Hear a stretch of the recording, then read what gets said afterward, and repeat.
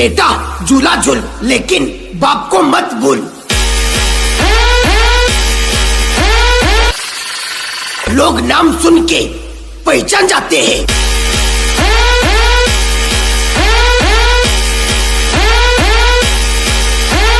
बोले तो भी एक ब्रांड।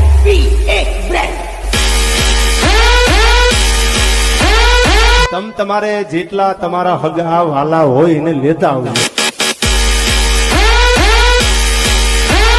એટલે મનની મનમાં ન રહી જાય।